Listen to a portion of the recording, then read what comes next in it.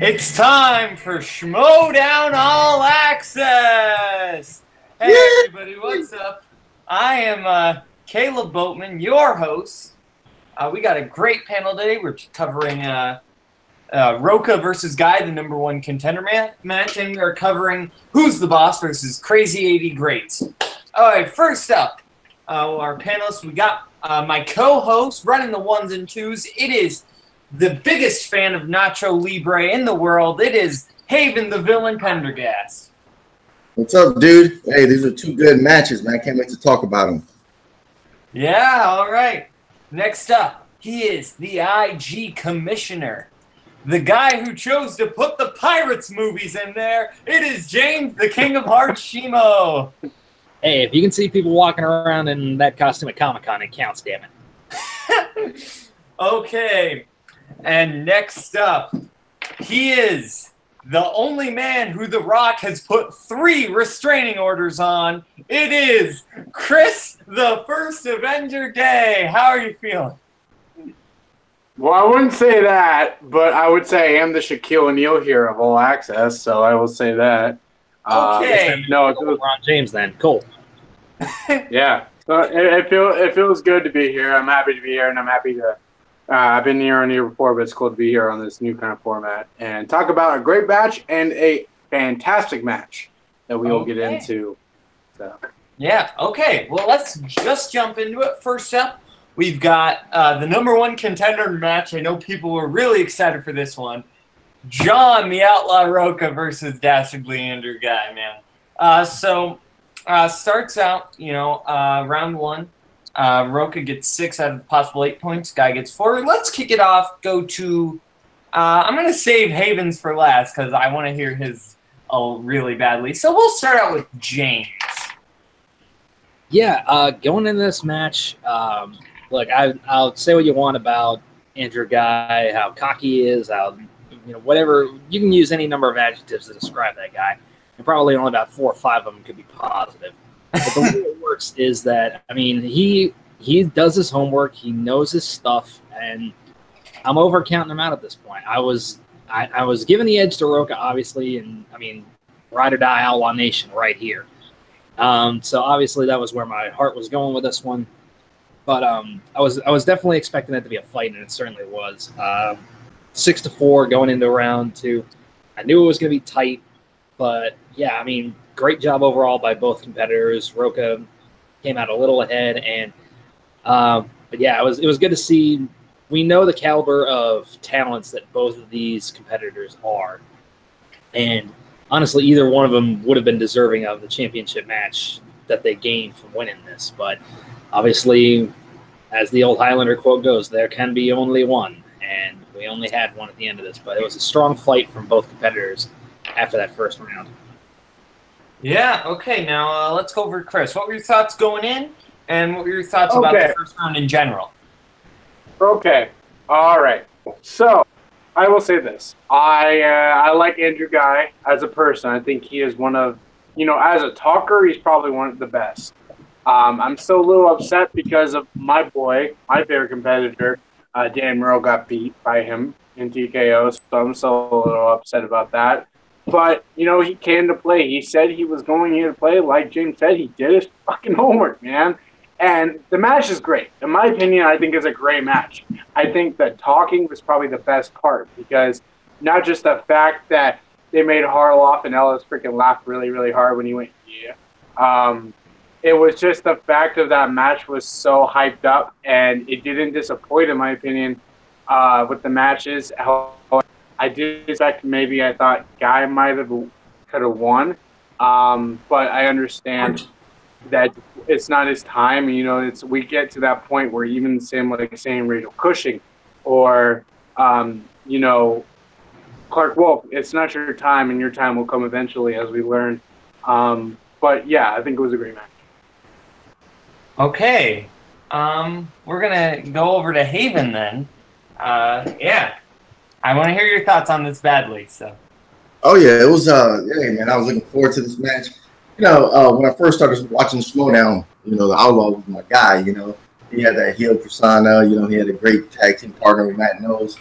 You know, he came out with the mask. You know, I was wearing a mask when I first started running these shows here. But Andrew Guy is just that's my guy, man. You know, he came in, young guy, you know, heelish as hell.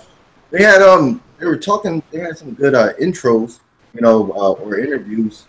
Once they got to the match, man, they were both really chill, man. They were real civilized. I thought it was gonna be some more like witty banter or talking shit, but they were really respectable. I was kind of like, oh, okay. I mean, it was cool, but I guess because it was a championship match, they had to focus on the match itself. So, but man, I thought, you know, they both were really classy. I was surprised, but yeah, the first round, you know, the Outlaw's a veteran, man. You know, he's a former champion, and you know, he was a former champion for a reason. So him to edge out 6 points in the first round was really good. 4 points for Andrew Guy is not too bad. You know, 50%. You know, going around 2, I was going to see what happened from there. Yeah, you know, going into it, I wanted Roka to win badly, but I learned my lesson twice. Never count out Andrew Guy. Andrew Guy is the king of the upset. That's what he is. He is the king of taking your expectations and just flipping them on its head. So I wasn't going to count out Andrew Guy, and I definitely wasn't counting him out in this first round despite being behind by 2 points, which isn't too bad to be behind by only 2 points going in the first round. But man, Roka, it just felt like Roka was kind of back into that, you know, saddle, so to speak, you know, back in that old rhythm that he had. So I was pretty hyped for this match, and going in the first round did not disappoint. Now, moving on into the second round, Andrew Guy spins first, getting Christopher Nolan for, and he gets he gets Christopher Nolan, and he gets 3 points out of the possible 8 points that there are, and Roka gets a 2-point steal there, leaving the score 8-7. And Roka, he gets his biggest strength. He gets Westerns, and that really helped him out. He gets 5 points in that, making the score 13-7. Let's start out with Chris. Okay. Look, it's cool to see that he got Westerns, you know, as somebody who just recently won a match with The Rock. I understand that. It's nice to pull on your favorite category, but this match was dead. Like, this match was dead even because there were so many times where they just kept getting the answer right. And you know, it just, that second round itself was, I think, more impressive than the first, in my honest. Okay, let's go over to James. I mean, yeah, you get both of these guys pulling huge strengths. I mean, we saw what Andrew Guy did with Christopher Nolan before. We've seen what we all know Roka's affinity for the Westerns, which is a category I'm doing my best to study up on, because right now about the only 4 I know are the Man with No Name trilogy and Tombstone, so I got a lot of work to do. But either way, you know, these guys show exactly why they are 2 of the best that the Schmoedown has, because they have their strengths, they play to their strengths, and when it comes down to it, it's a luck of the draw when it comes to that wheel, because you could literally spin anything. For both of them to get their strength categories and do exceptionally well in those categories, it was just fantastic to watch. So, yeah, like I said, hell of a fight. Both guys knew what was on the line going into this, so they brought their A game 100% on that one. All right, let's go over to Haven. Yeah, they spun the wheels. They both got what they wanted, or what you think they would want. I was surprised that who was there that missed the Inception question? They both missed it. Was the Honda? It was which Christopher Nolan movie was Hans Zimmer first nominated for an Academy Award? Mm-hmm. Original score, like score, yeah. And I guessed Inception, and they both picked the Batman one, and they got that wrong. I was like, oh shit, and then when Roka missed his first Western question, and then Guy couldn't capitalize on that either, I was like, oh shit, I guess mental fart on both of their parts. But I guess I just guessed Inception because Christopher Nolan only has a handful of films, and I was like, I couldn't have been the Batman. So I guess that one, it was either that or Interstellar, but I was like, no, Inception came out first. So it just I don't know, man. I think the match to me was just short. As soon as I looked at the time, and I was like, man, this is gonna be a quick match. I think it only ran like 36 minutes or 39 minutes. So I was kind of once I seen the time limit, I was kind of yeah, 40 minutes. Yeah, I was kind of nervous when I seen that. I was like, fuck, man. I said, did somebody get KO'd? I was like, shit. I hope So I was like, I don't know. I think maybe number one contender matches maybe should be 5 rounds because this match is so quick. And once the score was 13-7, going into third round, it was kind of like, it was like, damn, man, it's a real uphill battle, and that's the thing. When 2 rounds go quick, and in the third round, if you're down by that much, sometimes you just can't come back. And I was a real hesitant going into the the third round, because I kind of wanted Guy to win, But yeah, that's what I have. That was my thoughts on the second round. Yeah. Yeah. For me, I was a little surprised that Guy didn't do a little better with Christopher Nolan. I thought maybe he would have, considering, he only got like 3 points with Christopher Nolan. A possible 8. I thought maybe he would have done a little better, but that's sometimes it is what it is. I'm impressed he got that Following question because that's not a movie that a lot of people have seen. It's a really good movie. I enjoy Christopher Nolan's Following, his first movie, but overall, I was a little disappointed with Guy's performance. As far as Roca, he was in his element right there, so he was doing pretty well right there overall. But, Guy wasn't left with, even though he was left with a 6-point deficit, he still had a good chance as long as he got his 5-pointer right, and we'll talk about that right now. So Guy's obviously behind. He gets his 2-pointer. And then he gets his 2-pointer being Chris Farley and David Spade starting 3 movies together, named 2 of them. He gets that right, Black Sheep and Tommy Boy. And then his 2-pointer being who plays the FBI agent in The Town. He gets that right, John Hamm. Then his 3-pointer, man. 5. What? Oh yeah, 5-pointer. Sorry, round 3 5-pointer. My bad. His 5-pointer. This was a very tough question. Brendan Fraser and Harrison Ford start trying to cure a rare genetic disorder in what 2010 movie? And Guy didn't get it right, and I'll admit it felt really good to see Guy get the TKO. But we'll go over to Haven first. Yeah, like I said, with a 6-point lead, going into the third round, it's kind of like even if you get all of them right, like your opponent needs to hit maybe 2 questions, and they still win the match. So it was a tough hill to climb. He knocked the first question out really easy. For a 2-pointer, that was a good question. The 3-pointer was a fair question. And the 5-pointer, I was racking my brain trying to think of the movie, and he asked for a repeat. And I was like, what the fuck? I said, I don't remember Harrison Ford ever doing a movie with Brendan Fraser. I don't even think Brendan Fraser made a movie in 2010, Yeah. So I was trying to rack my brain. I watched the trailer after the match to see what the hell the movie was. And I was like, I can't vaguely remember the trailer, but man, I couldn't pull that movie for the life of me. So it was a good 5-point question. It just sucks, man, because you want the match to go on a little longer, and if people hit that, and we went back to Roca, but he didn't hit it, man, and it sucked, man. I was cheering for a Guy to win. I'm not disappointed that Roca won. Roca is a great competitor. He talks trash when he needs to. Even at the end of the match, they were both civilized. They shook hands. I thought there were going to be maybe some physical stuff or some type of antics, but no, it was just peace. It was just like, okay, yeah, you won. Hey, congratulations. I was like, oh, okay. But yeah, man, it was disappointing. But that movie, I was like, man, I don't know anybody ever watched that movie, so it was one of those films. I was looking up questions the other day from 2010 to write questions down, and I don't even think that fucking movie showed up. So it's just one of those that, It was January 2010. Yeah, unless you love that film or you love everything Harrison Ford does, because I couldn't think of it for the life of me, and I was trying to rack my brain. But yeah, it was bittersweet, but Roca won.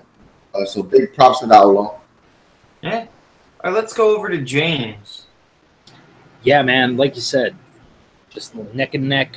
Came down to who was going to make the bigger mistake in this match, and when it comes down to it, Roca played his hardest. Guy did too, but he had a couple missteps too many, and that's sometimes the way it turns out with these number one contenders matches, even sometimes championship matches as well. Just the slightest little error or miscalculation is going to cost you, and unfortunately, that's what happened for Guy. But I mean, no disrespect, the guy. I mean, he's done well for himself. He's made a name for himself in singles now.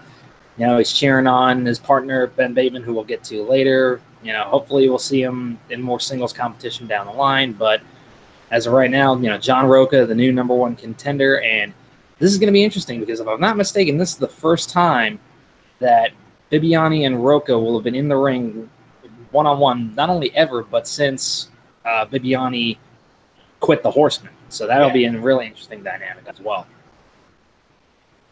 Yeah, let's go over to Chris Day now. What are your thoughts on this round and the match as a whole? Well, the movie is Extreme Measures, and I saw that when it first came out, actually, because I was a fan of Brendan Fraser before he did really shitty movies, and he did another shitty movie that year, Furry Vengeance, I believe. But it was a good match. The third round kind of disappointed me. I mean, if I'm being serious. But it was a good match. I was kind of hoping for a close little counter like the one we'll talk about very, very soon. But like everybody said, it was a good match. It just wasn't Guy's turn. And I'm very excited for Bibbs and Roca. I kind of think that's going to be the Brock Lesnar versus The Rock, because I see John Roca kind of as the Rock of the Schmoedown. And, we'll see who wins it. But, yeah, I mean, it kind of resembles possibly like The Rock versus Brock Lesnar, but Schmoedown-wise. Yeah. Personally, like, I do get, like, I understand you guys saying, like, oh, I wish the match would have gone longer. But how, like, much poetic justice is it that Andrew Guy, he TKOs Dan Murrell, the legend. He TKOs Mark Riley. But when he steps to John Roca, other way around, you get TKO'd. Like, that's poetic justice to me. Like, that's pretty funny that it had to end with a TKO to him. So, but yeah, I'll admit, Guy got an incredibly tough question for that 5-round. I had never even heard of this movie, Extraordinary Measures. Like, yeah, I mean, I'm not gonna watch a drama starring Brendan Fraser, but it's whatever. So now let's move on. Unless anybody has anything else extra to say about the match. The interviews at the end. Oh, yeah, the interviews at the end. So Guy and Roca, Bibiani, Bibiani comes out. They start arguing. They have a little thing. It was pretty funny.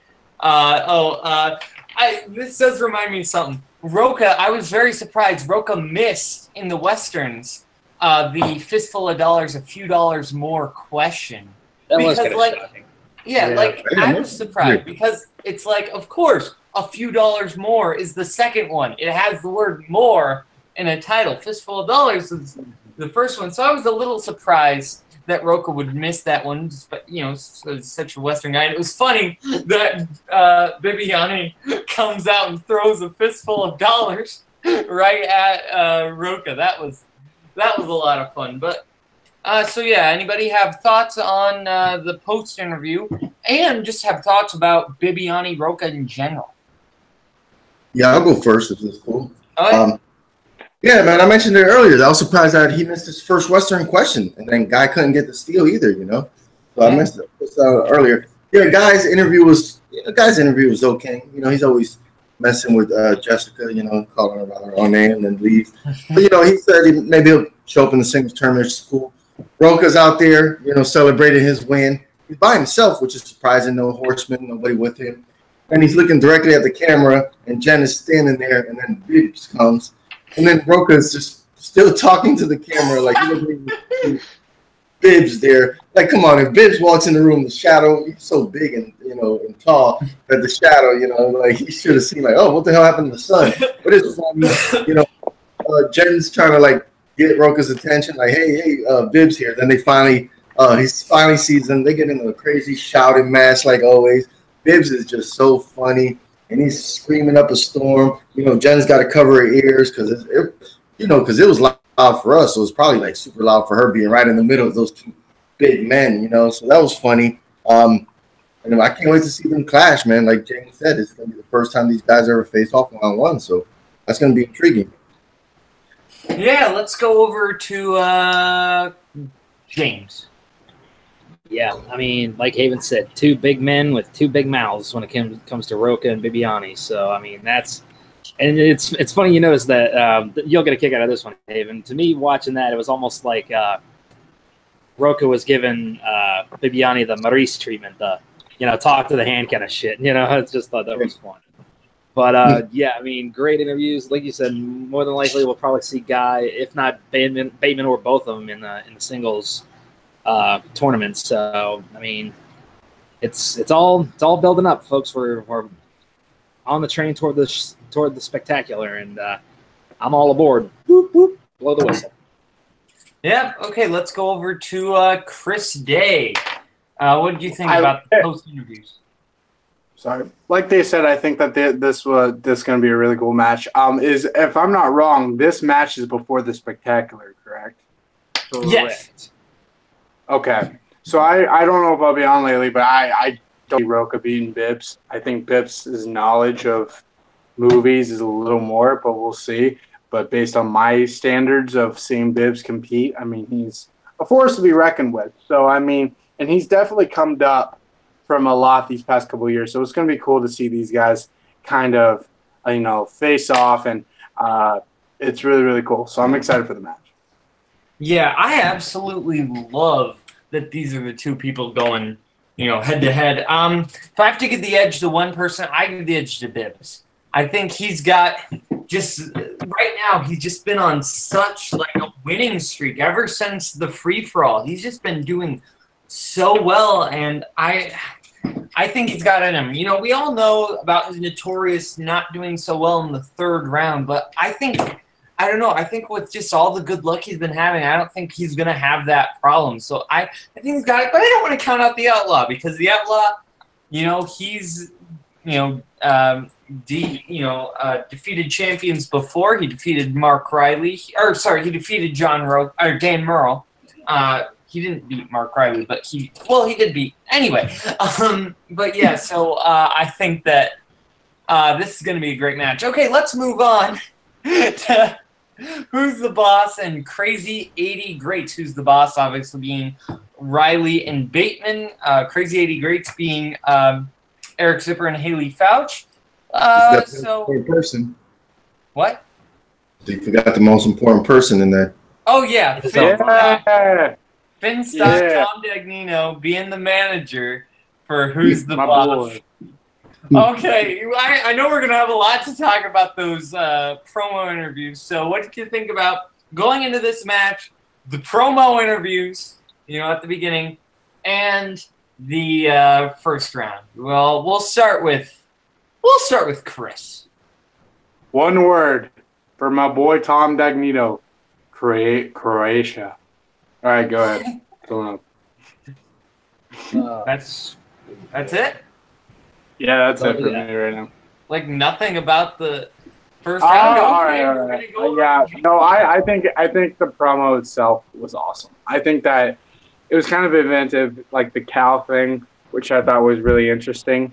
It was just funny. I love the promo for this. I love how it's kind of like, what we had a couple of weeks ago with the Odd Couple, but it's kind of that resemblance still. It's like Lethal Weapon, Murtaugh, and Riggs.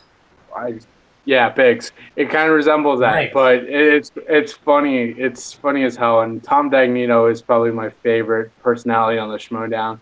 I mean, I love Finn Stock, so yeah. Yeah. And got any thoughts on like the first round in general, like how they played during the first round, or? I thought they played really, really well, surprisingly. Like, all four of them, I think, did very, very well. I wasn't sure how Crazy Eights was going to do in the first round, but I loved this match. This was my favorite match of the week. I thought that they played really well, especially in the first round. for a team like that because I expected Riley and I expected Bateman to get that. I didn't really see. I thought it would have been TKO because I don't really know the Crazy Eights as well. I watched some of the matches. They're both of those two. They're both really, really good. I didn't think they could like stay up. We'll talk about it, but they really improved, especially in the first round. They showed up. Yeah. Yeah. Let's go over to James. Oh, I should mention quickly that the score was 13-10, and after the first round, I didn't mention that. Okay, James. Okay. First of all, my advice to Christian Harloff, Mark Ellis: quarantine the studio, disinfect it, get an exterminator in there because we all know Finstock lives in that dumpster you got behind the building. God knows what level of vermin have invaded your freaking studio. Kill it with fire. With that being said, Croatia. Strong round by both teams. 13-10, nothing to sneeze at for either of these guys. We just went off the air for whatever reason. What? I'm gonna say, look up in the corner. It looks like we went off the air. It says live in my corner. Yeah. I was gonna say mine must just be screwing up. Anyhow, but regardless, great overall just work by both teams. A couple of surprises there. I was like, I thought for sure, this person would get this one, or this one, or this team would both get these. But it is what it is. You never know what somebody's strengths are, or what kind of brain farts anybody's going to have at any given moment. I know I've had plenty of them in any of my movie matches. So, but yeah, overall, great stuff. Yeah. Let's go over to Haven. Yeah, man. All right, I'm gonna go back to the interview. So I missed that part, so we knocked on the door. Yeah, man, it was great seeing Finstock back since a long time, because he wasn't able to be Finstock. Now he's back, looking clean, looking cool. And talking shit, talking nonsense, Bateman talking a little trash, and then you just see Riley like, Jesus Christ, why am I even here? Like, why do I have to be here? And I thought that was funny. I was really intrigued to see how Zipper and Ouch, that's what you say last name? But yeah, Ouch. Okay, how they will play together because they kept saying like individually or combined they're 4-1 as a team. So I was like, oh, that's pretty cool. Yeah, this was first round was good. Zipper. I thought he's gonna make more big deal about it, but there was one question where everybody else got it wrong, but he got it right. But then they just kind of glossed over and just kept went to I think it was the seventh question he got right and nobody else did, but he didn't really make a big deal. Nobody did either. And then it just went to the eighth question and it was like boom, boom, boom. But yeah, 13-10, it was good, man. I kind of had a feeling that these teams would probably be evenly matched, even though on the Who's the Boss side, they got more experience, especially Riley being a two-time champ. But yeah, it was, and then Bateman having a good run with Team Action as tag team. But yeah, it was surprisingly close. Closer than I think a lot of people expected.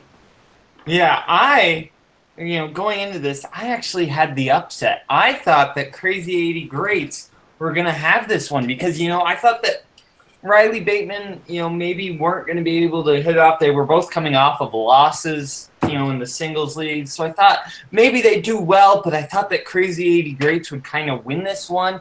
That's not what happened, but they played like a great game, and so did Who's the Boss. 13-10, great score for the first round. Possible 16 points, 13-10. Only that's really not a bad score. So, yeah. So, and then Tom Dagnino Finstock, just perfect in the promo interview, just amazing.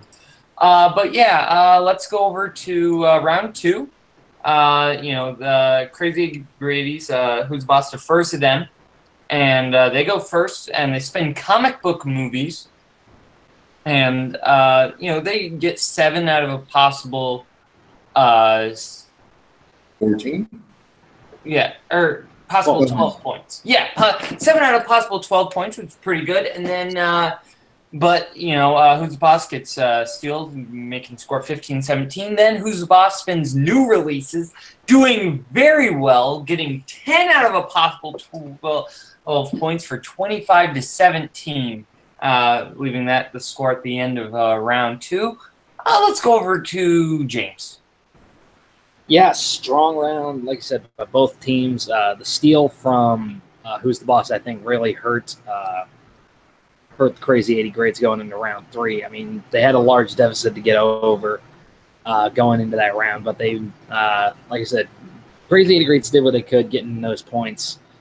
There were a couple of those questions I was like, really? You didn't know that? And obviously, I'm the IG commissioner. I'm the guy who gets paid to know those things, but not really, if at all. But when it comes down to it, I mean, you see a lot of great chemistry between Fouch and Zipper. I could see, now that, well, we'll talk about that later, but down the line, I wouldn't mind watching a Screen Queens versus World's Finest match at some point, because I think there's a lot of good interplay there to be had. But overall, I just think, like I said, solid round by both competitors. Obviously, Who's the Boss killed it, and I'm surprised Mark Riley could actually focus on the competition while he sat next to the guy who stole his freaking dog. Sorry, I still haven't gotten over that. PETA, somebody arrest Ben Bateman immediately, throw him behind bars. He'll look better in those prison jumpsuits than he does in that tiny-ass Ken doll suit anyhow. Yeah. Chris? I like that. Tiny-ass Ken doll suit. I like that. No, it was a really good round. I think that still really did get to Crazy Eights. I think it was a very good round, but I do think it kind of dragged a little bit. But I think that round 3 definitely picked up. Yeah. Haven. Man, round 2 once round 2 ended, it was kind of be a wrap, man.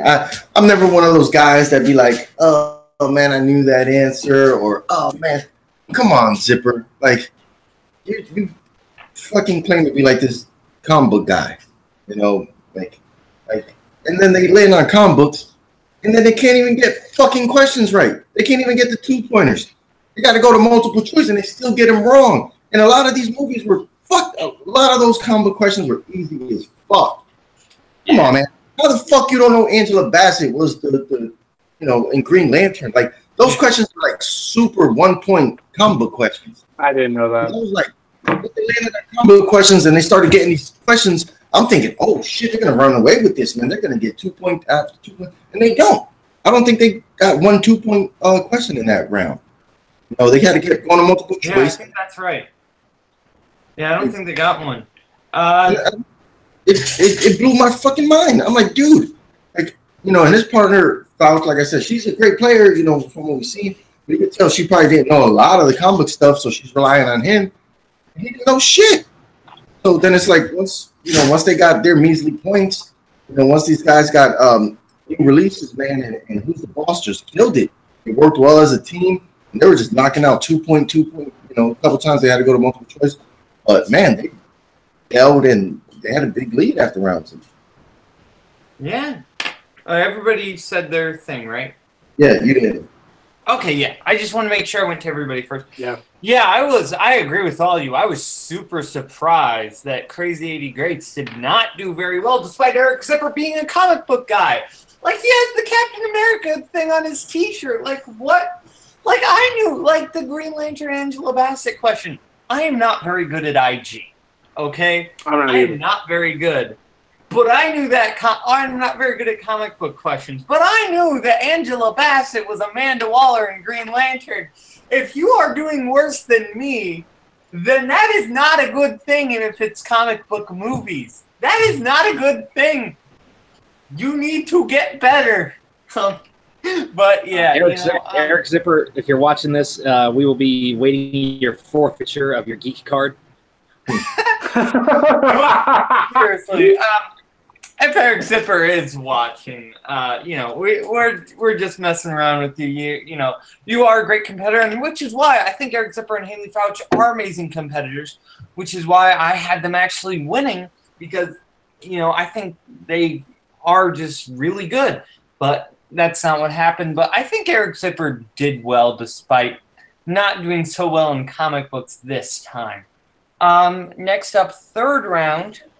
It's up to Crazy 80 Gradies to get all three of their round 3 questions, and they pull it off. They get there to Eric Zipper gets the 2-pointer question.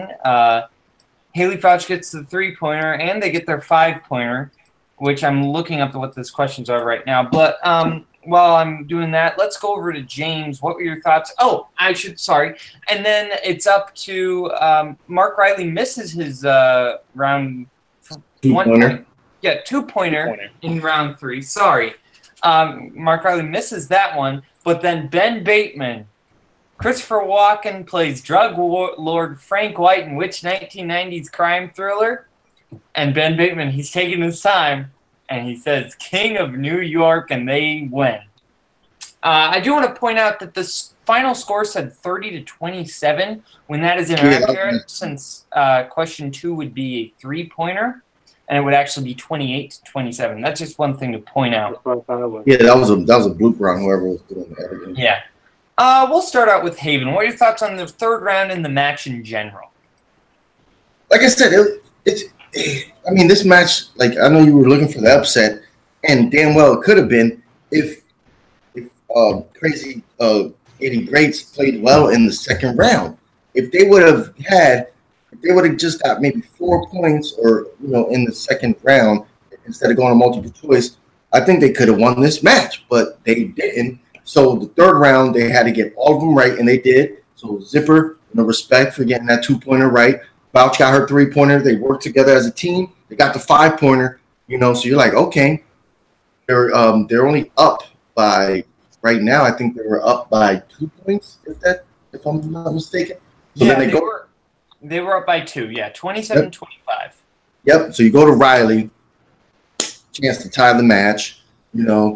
He misses the question, which I brought this up before about Netflix films. People were like, maybe not. But that question was a Netflix movie question. That didn't come in theaters. That movie is a straight Netflix film. A Million Ways to Die in the West? Yes. That didn't go to theaters. It went to theaters. You sure?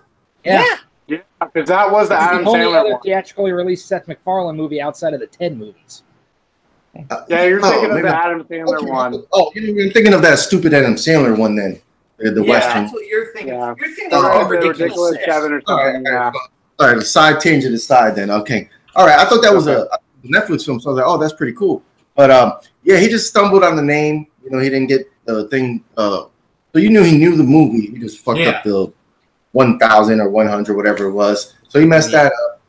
Then you go to Bateman for the 3-pointer. I think it was Crimes he landed on or whatever. So Yeah. it's when it said Christopher Walken, Frank White, Crime Lord, I'm like, there's only one film. There's only one film. He goes, he asked for a repeat, and then, you could see him thinking, and then he's, boom, drops the mic, answers it, game's a wrap. So it would have been, I don't know, but yeah, you had a feeling that this team was going to wrap it up, and they did. And you're right, they only won by 1 point, which makes the game a lot closer, and shows that Crazy 80 Greats were a tough team and a good team. But man, I think this team has a chance to go all the way. Who's the boss? That's why I picked them, and they're up. I think they could go far. They seem to be connecting on all cylinders, especially with Finstock leading the charge. Man, I don't think they could go wrong. Yeah.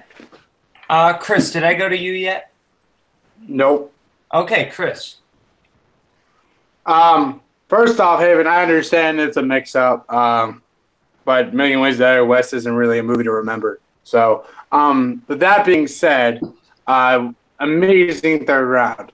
I understand Riley getting that mix-up. It happens a lot. I mean, I kind of bit my cheek when I faced Nicole, and I thought it was four instead of 5 Oscar wins for Terms of Endearment. So I understand that. But I didn't expect Ben Bateman to freaking pull that out of his ass, because I felt like he just pulled that out of his ass. Like, I was thinking of something different. I thought maybe the King of Comedy, but I haven't watched enough walk-in movies like Boatman has. I haven't. I'm new to that era. My obviously favors the Deer Hunter, but that being said, terrific match, terrific way. Really, really my favorite match of the week. I think that Crazy Ace did well. I didn't even know that Quest and Angela Bassett. I was kind of thinking it was Alfred Woodard, and then they kind of just, in my mind, I didn't know that. I don't watch Green Lantern. The movie sucks. But that being said, fantastic match. Yeah. James, did I go to you yet? Not yet. Okay, James. But yeah, this whole third round, I mean, post interviews, I mean, great stuff overall by both guys, or both teams. We know Fouch and Zipper, they're not going to dwell on this. They're going to go back to doing what they're doing. Maybe try to work their way into the singles Schmoedown tournament. See how they do. But regardless, like I said, it was a great match overall. We'll see exactly where things go from here. I don't have Who's the Boss going all the way. I've got that honor going to the Founding Fathers, obviously. But one way or another, Mark Riley, all I can say is, dude, bathe yourself in hand sanitizer every freaking day, and I would get yourself tested because God knows what venereal diseases you're going to be catching when Finstock is spitting in your mouth while you sleep. Haven,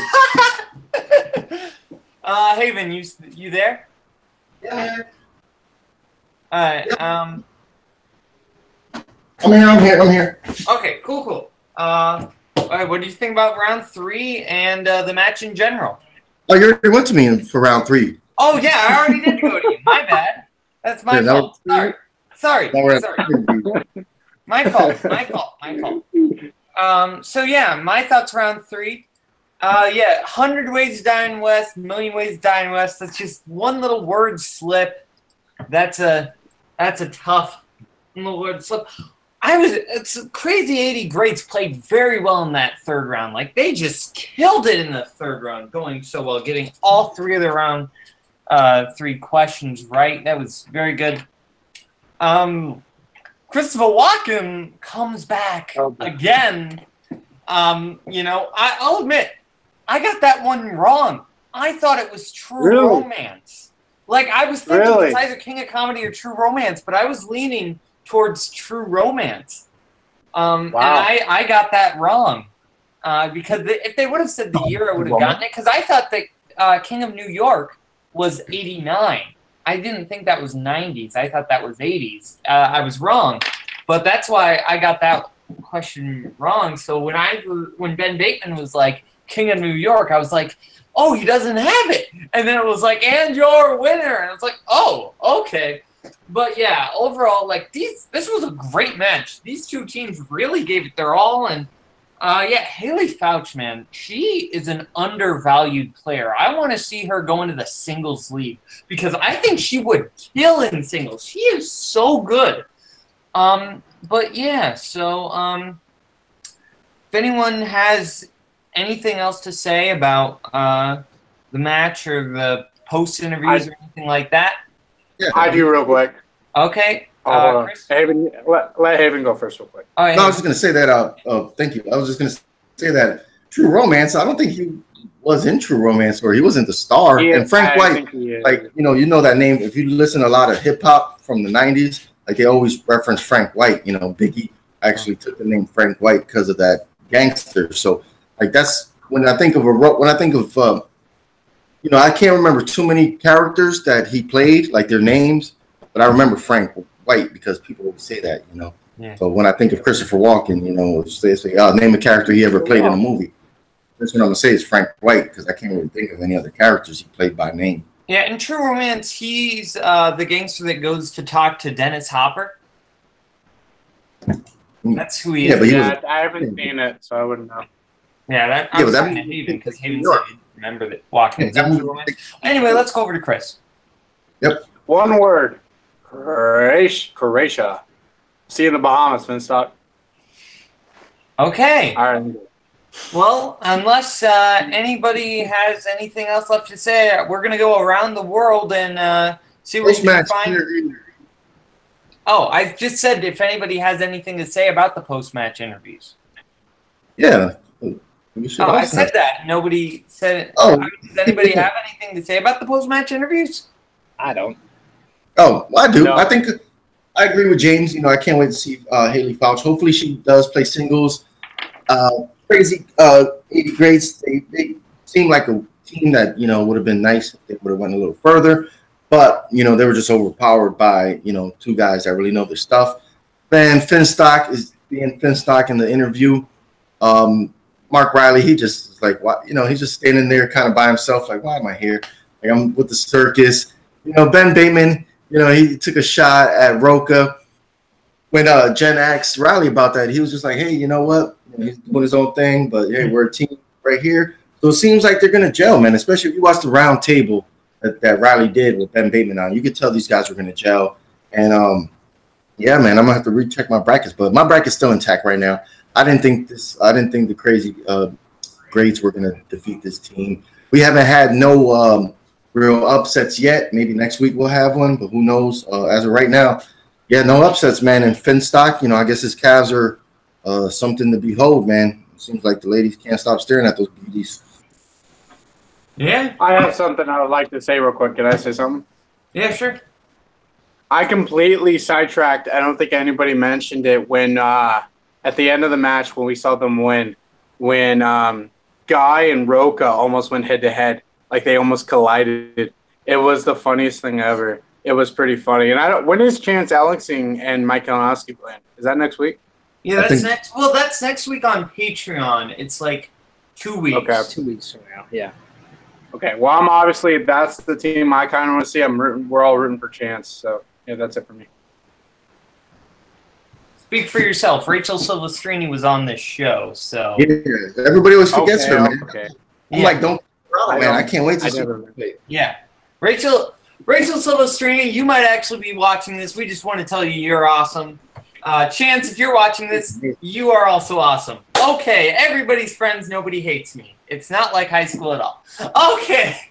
But yeah, we're going to go around the world, see where you can find these great panelists. We're going to start out with Chris, the first Avenger Day. Where can everybody find you?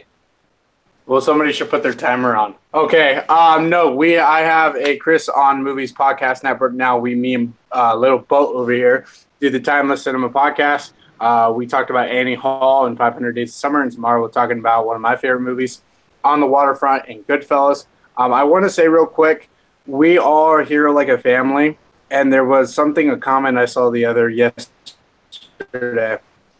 from Cameron Haas to Little Boat after his loss to Dustin, that I was completely proud. Not just the fact that was an amazing, people think drama, but that was probably one of the most coolest things for anybody to do, just to like help, even though he's his teammate. So I just want to say that was, if no one really brings it up, I just want to say that's an awesome thing to do. So, and then we have the tag team leagues. We're gonna have the NWO over here going up against the SOA coming this Thursday. We're really excited for this match. It's going to be one hell of a match. And then we have Mr. Caleb Boatman and his teammate Cameron facing off against Little Lebowski's. I'm not going to say the rest of the name. Competing for a 2-0 spot and a chance to possibly get into the top 2 seeds of the tournament. So that being said, thank you so much for having me. I look forward to coming back whenever. Yeah. James, where can everybody find you? Yeah, you can find me here at Jack of All Trivia, hosting the Inner Geekdom division. You can also find me competing in the movies and the wrestling division, and I might be thinking about jumping over into that comic book division. Who knows? But we'll see how that's going to go. You can also find me over my own personal YouTube channel at James Schmo. Just find me there doing trailer reactions, any other kind of shenanigans. Me and Jay Burns and a bunch of other guys from here at Jack of All Trivia have our own D&D league. Our campaign running, so you'll be able to find that once I get those videos edited. You can also find me over there doing my own show, Sweating It Out, where a bunch of nerds get together and nerd out over any given topic. In fact, the next episode we've got coming up is going to be the top 10 potential movie franchises, so be on the lookout for that. I know Caleb is working on a list for that, as well as Jay Burns, so that'll be a lot of fun as well, so stick around for that. Yeah, Haven. Yeah, I just want to say that, the Andrew Guy and the Roca thing, when they were looking at each other, somebody made a meme about it. You can watch it, you can catch it on the Schmoedown. It was funny as hell on the Schmoedown Facebook page. And it shows, I guess it's like the boyfriend thing. So it shows like Andrew Guy, like looking at him. He's like, I look at the matches, how Andrew Guy looks at the Schmoedown, something like that. It was funny as hell. Whoever put it up, big props. That was really cool. Of course, you can find me at the Comic Book League. I'm still the current world champion of the Comic Book League. And of course, you can find me on Facebook at Jack of All Trivia. That's how we become friends. And of course, on YouTube at Jack of All Trivia. Yes, and you can find me every Sunday, 3 p.m. Eastern Time, hosting Schmoedown All Access. It's a great show. We love doing it. And you can find me part of my team, the Young Bucks, sometime soon, as Chris Day said. Not this Thursday, but next Thursday. We are playing Lebowski's Little Underachievers. I'm excited for that match. I've got some singles matches coming up. I've got, my show. I love doing this. From James, from Chris, from Haven the Villain, from me, peace out, goodbye.